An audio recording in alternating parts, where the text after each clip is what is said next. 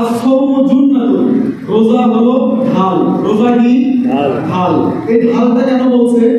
ঢাল বলার কারণ হলো রোজা বান্দাকে জাহান্নাম থেকে মুক্তি দান করবে। এক। দুই নাম্বার, দুনিয়াতে কোনো ব্যক্তি অশ্লীল কাজ করতেছে, আপনি রোজাদার, আপনি অশ্লীল করবেন না, এটাই হলো রোজাদারের ঢাল।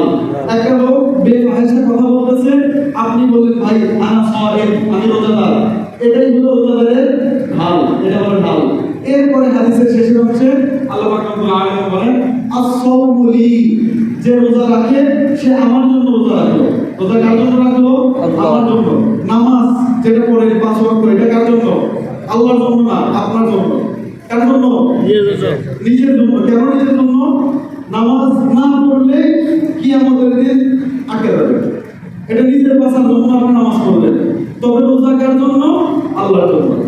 আস-সাওমু লি, আপনি আল্লাহর ভয়ে পানি খাচ্ছেন না, আল্লাহর ভয়ে ভাত খাচ্ছেন না, আল্লাহর ভয়ে বেফাহিশা কিছু দেখতেছেন না, তাহলে এটা কার জন্য?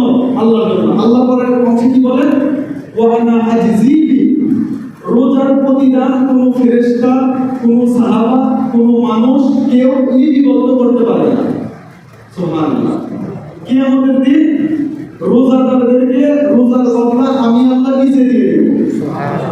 কি দিবে সেটা আল্লাহ জানে, কি দিবে সেটা আল্লাহ জানে। আল্লাহ চাহে তো বলবে তুমি রোজাদার, ঢুকে যাও, তুমি রোজাদার, রমজানের রোজা রাখছো, ঠিক আছে চলে যাও জান্নাতে। সুবহানাল্লাহ। আল্লাহ পাক রব্বুল আলামিন আমাদের সকলকে রমজানের গুরুত্বটা বুঝে বাকি 20টা দিন রমজান যেভাবে আল্লাহ পালন করতে বলছে এভাবে পালন করার তৌফিক দান করুন। আমিন। আসসালামু আলাইকুম।